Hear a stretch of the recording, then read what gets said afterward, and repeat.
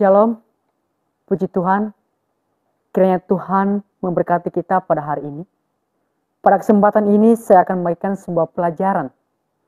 Bagaimana kita memperoleh keselamatan dan langkah-langkah apa saja yang harus kita lakukan.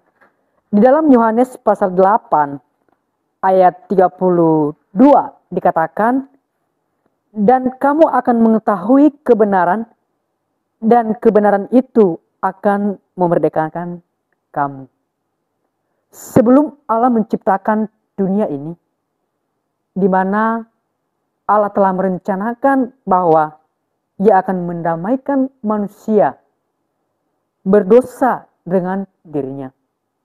Di dalam Efesus pasal 3 ayat 10 sampai dengan ayat yang ke-11, di mana dalam rencana ini Ia mengutus anaknya Yesus Kristus untuk datang ke dunia dan mati di atas kayu salib agar rencana itu terlaksana. Di dalam Yohanes pasal 3 ayat 16. Perlu kita ingat bahwa ada dua sisi keselamatan.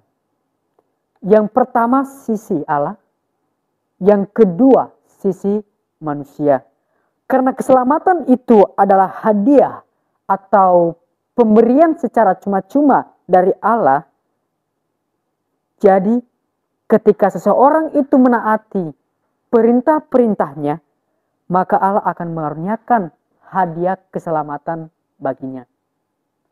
Keselamatan bukan karena hasil dari usaha kita, melainkan karena Yesus atau Allah memberikannya kepada kita secara cuma-cuma.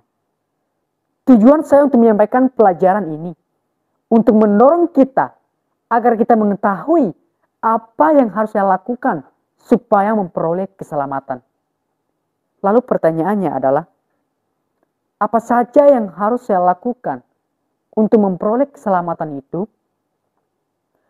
Langkah yang pertama adalah mendengarkan Injil Kristus. Hal yang pertama yang harus dilakukan oleh seorang untuk mendapatkan keselamatan itu, maka ia harus mendengarkan Injil. Rasul Petrus dan para rasul lainnya, ketika mereka memberitakan Injil untuk pertama kalinya dalam Kisah Rasul pasal 2 ayat 37, di mana kita melihat bagaimana reaksi dan respon orang-orang pada saat itu. Ketika mereka mendengarkan Injil itu, hati mereka sangat terharu. Sehingga apa yang mereka lakukan? Mereka bertanya kepada Rasul Petrus itu, apakah yang harus kami lakukan? Contoh lain yang bisa kita lihat, orang yang mendengarkan Injil itu di dalam Kisah Rasul pasal 8 ayat 35, maka mulailah Filipus berbicara dan bertolak dari nas itu, ia memerintahkan Injil Yesus kepadanya.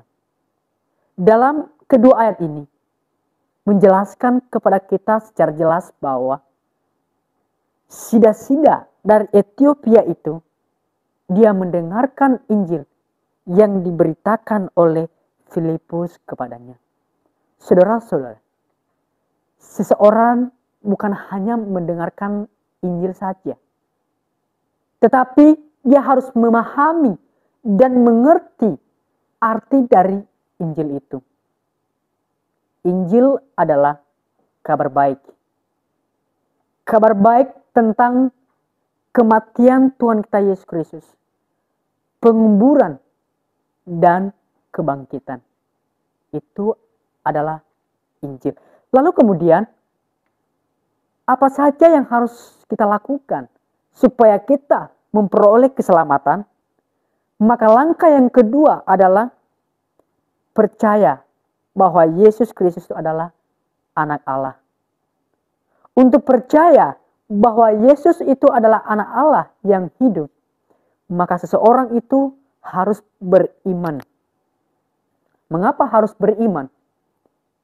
Karena iman adalah penting untuk keselamatan. Saudara-saudara, di dalam Yohanes pasal 8 ayat 24 dikatakan, karena itu tadi aku berkata kepadamu bahwa kamu akan mati dalam dosamu, sebab jikalau kamu tidak percaya bahwa akulah dia, kamu akan mati dalam dosamu. Dalam ayat 24 dikatakan bahwa jikalau seseorang itu tidak percaya bahwa Yesus itu adalah anak Allah yang hidup, maka ia akan mati dalam dosanya. Maka untuk memperoleh keselamatan, seseorang itu harus percaya bahwa Yesus itu adalah anak Allah. Lalu mungkin kita bertanya-tanya dalam hidup ini, iman itu timbul dari mana? Mari kita lihat Roma pasal 10 ayat 17 dikatakan, jadi iman timbul dari pendengaran dan pendengaran oleh firman Kristus. Iman itu timbul dari pendengaran. Pendengaran oleh apa? Oleh firman Kristus. Lalu kemudian apakah yang harus kita lakukan supaya memperoleh keselamatan? Maka langkah yang ketiga adalah bertobat dari dosa-dosanya. Seseorang memperoleh keselamatan, dia harus bertobat dari dosa-dosanya.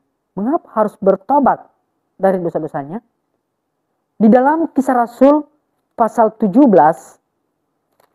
ayat 30 sampai dengan ayat yang ke-31 dikatakan, dengan tidak memandang lagi zaman kebodohan, maka sekarang Allah memberitakan kepada manusia bahwa di mana-mana semua mereka harus bertobat. Mengapa kita harus bertobat? Sebab Allah memerintahkannya. Allah begitu besar kasihnya kepada kita. Allah masih memberikan kesempatan bagi kita untuk bertobat, untuk memperbaiki diri kita. Sebab apa? Allah tidak menginginkan kita untuk binasa. Di dalam 2 Petrus pasal 3 ayat 9, di mana di sana dikatakan bahwa Tuhan tidaklah lalai menempati janjinya, sekalipun ada orang yang menganggapnya sebagai kelalaian, tetapi ia sabar terhadap kamu, karena ia menghendaki supaya jangan ada yang binasa, melainkan supaya semua orang berbalik dan bertobat. Allah tidak menginginkan kita untuk binasa, tetapi Allah mau supaya kita berbalik dan bertobat dari dosa-dosa kita. Saudara-saudara, ketika seseorang itu bertobat dari dosa-dosanya, maka seseorang itu tidak ingin lagi menjadi hamba dosa, tetapi ia harus menjadi hamba kepada kebenaran. Lalu kemudian apakah yang harus kita lakukan supaya memperoleh keselamatan? Maka langkah yang keempat adalah mengaku bahwa Yesus Kristus adalah anak Allah yang hidup. Pengakuan adalah salah satu syarat untuk memperoleh keselamatan. Di dalam Roma pasal 10 ayat 10 dikatakan, karena dengan hati orang percaya dan dibenarkan, dan dengan mulut orang mengaku dan diselamatkan. Jadi apabila seseorang itu tidak mengaku, ia tidak akan diselamatkan. Tetapi apabila ia mengaku bahwa Yesus itu adalah anak Allah yang hidup, maka ia akan diselamatkan. Saudara, peristiwa pertobatan sida-sida dari Ethiopia itu memberikan kepada kita salah satu contoh yang baik tentang pengakuan ini. Di mana sida-sida dari Ethiopia ketika dia mengaku dan bertobat dari dosa-dosanya itu, maka ia akan memberi diri dibaptis. Lalu kemudian apakah yang harus kita lakukan supaya memperoleh keselamatan itu? Maka langkah yang kelima adalah memberi diri dibaptis. Kata baptisan berasal dari kata Yunani baptisma, berarti dibenamkan atau penguburan. Baptisan itu adalah penguburan air. Banyak orang berpikir bahwa baptisan itu adalah percikan. Apakah Alkitab berkata demikian?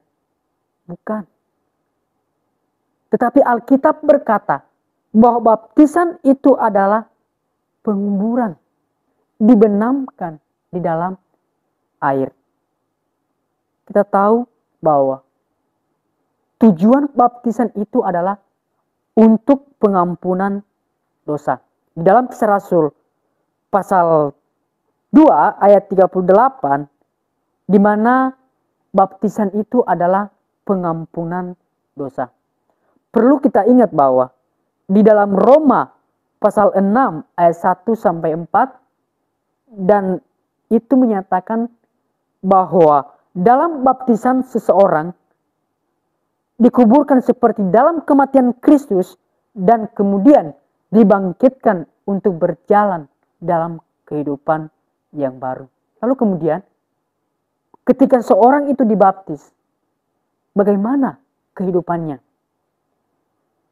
Ketika kita dibaptis di dalam Kristus, maka seseorang itu harus menyerahkan hidupnya sepenuhnya kepada Yesus Kristus sebagai persembahan yang hidup.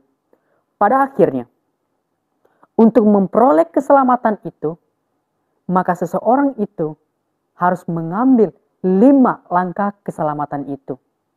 Yang pertama, mendengar. Yang kedua, percaya. Yang ketiga, mengaku. Yang keempat, bertobat. Yang kelima, memberi diri dibaptis. Ketika kita melewati 5 langkah keselamatan ini, maka kita akan memperoleh keselamatan di dalam Kristus. Demikianlah firman Tuhan. Biarlah firman ini menjadi kekuatan, motivasi, dan inspirasi di dalam kehidupan kita. Tuhan Yesus memberkati. Amin.